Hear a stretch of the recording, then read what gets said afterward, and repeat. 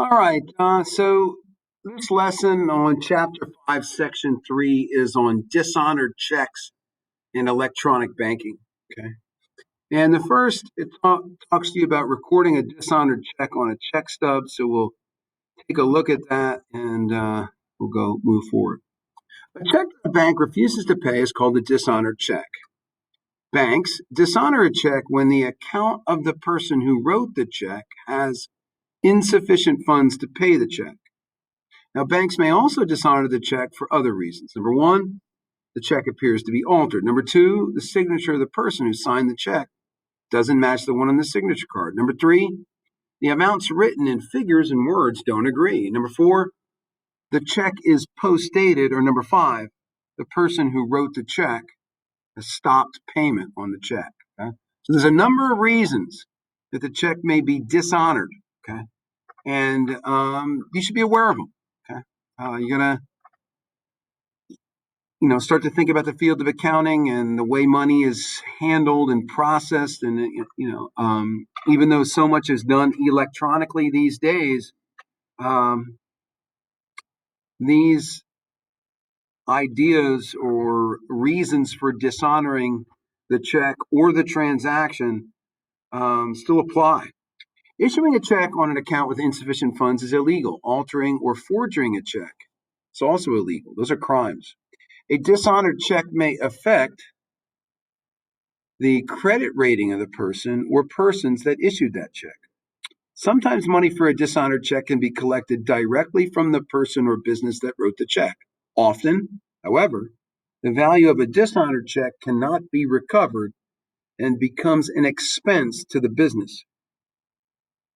Most banks charge a fee for handling dishonored checks that have been previously accepted for deposit. This fee is an expense of the business receiving a dishonored check. Techno Consulting's bank charges a $35 fee for handling dishonored checks. Techno Consulting attempts to collect the $35 fee in addition to the amount of the dishonored check from the person or business that wrote the check.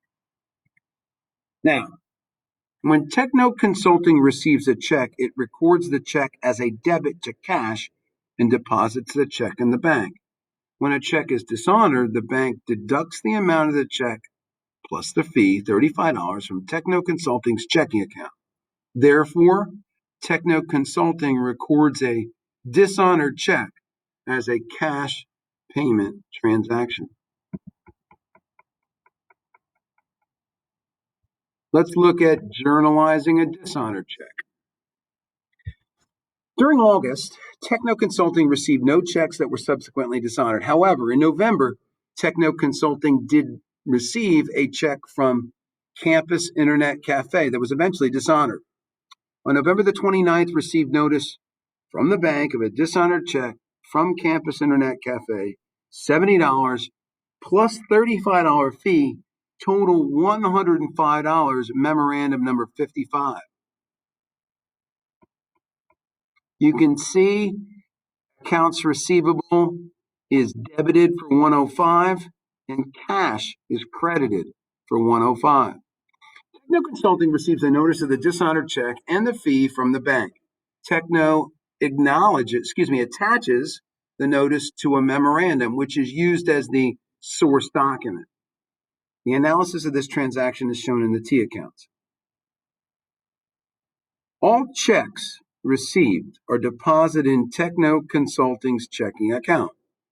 The entry for each check receipt transaction include a debit to cash.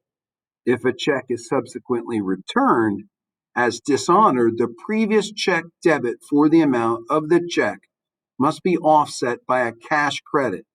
The asset account cash is credited for $105 to show the decrease in assets. So when Techno Consulting originally received a check from Campus Internet Cafe, accounts receivable Campus Internet Cafe was credited to reduce the balance of the account.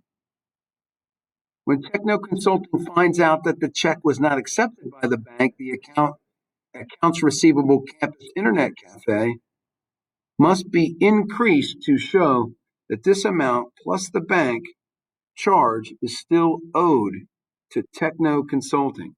The asset accounts receivable campus internet cafe is debited for $105 to show the increase in assets. So some of the steps, you've got a date, write the date. You've got to debit, write the title of the account to be debited, AR. You've got a credit, write the amount credited for 105, and write the source document. Steps to journalizing. All right, let's look at journalizing an electronic funds transfer. Okay. A computerized cash payment system that transfers funds without the use of checks, currency, or other paper documents is called an electronic funds transfer. Many businesses use electronic funds transfers to pay vendors. To use electronic funds transfer, a business makes arrangements with its bank to process electronic funds transfer transactions. Arrangements are also made with vendors to accept EFT payments on account. When a transfer of funds from a business's account to the vendor's account can be completed via the internet or a telephone call.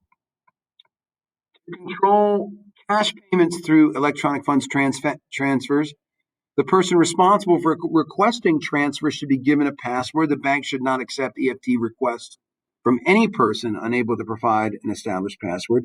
Superior Cleaning Services uses EFTs to make payments on account to vendors. The journal entry for making payments on account through EFTs is the same as when a check is written. The only change is the source document used for transactions. For the transaction, Superior Cleaning Service uses a memorandum as a source document for an EFT. A note is written on the memorandum to describe the transaction.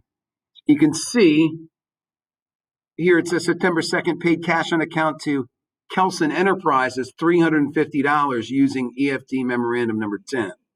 So, AR debited for $350, accounts payable, Kelson Enterprises is debited for $350, cash is credited for $350. The source document for this transaction is memorandum number 10, objective evidence. The analysis of the transaction is shown in the T accounts. You already saw it. The liability account AP Kelson Enterprises is decreased by a debit $350, and the asset account cash is decreased by a credit $350. A cash payment made by EFT is recorded on the check stub as other. This procedure keeps the checkbook in balance during the time lag from when the EFT is made until the receipt of the bank statement. The EFT payments are verified as part of the regular bank statement reconciliation process. EFT payments are identified in the check column of the bank statement by the notation EFT rather than by a check number. So you can see the steps, write the date, write the title, record the amount credited, and write the source document. Last one, journalizing a debit card transaction. Okay.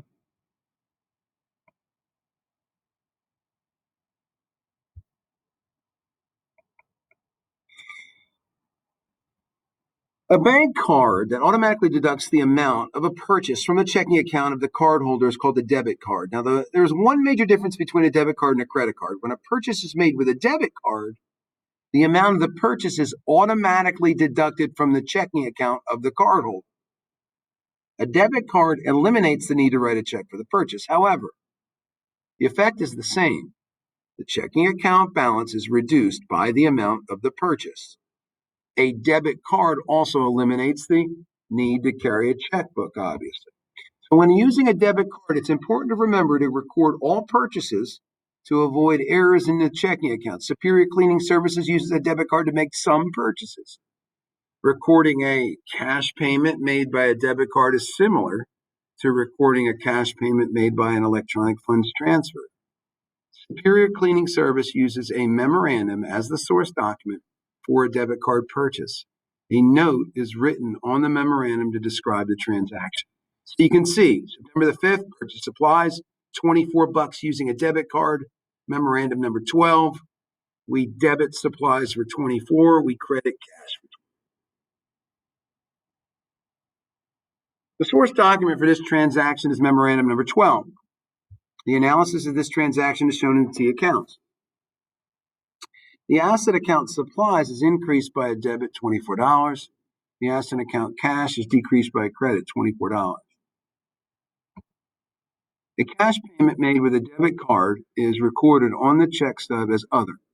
This procedure keeps the checkbook in balance during the time lag from when the debit card payment is made until the receipt of the bank statement. The debit card payments are verified as part of the regular bank statement reconciliation process. Debit card payments are identified as a purchase on the bank statement with the date, time, location, and the amount of the debit card transaction stated. So what are these steps? Write the date, write the title of the account debit to be debited, supplies, record the amount, $24 in the cash credit column, and the source document. Write the source document number M12 in the document column. Okay? That'll be the end of the lesson here. Let me close this. Still have my people here. Let me just double check my attendance.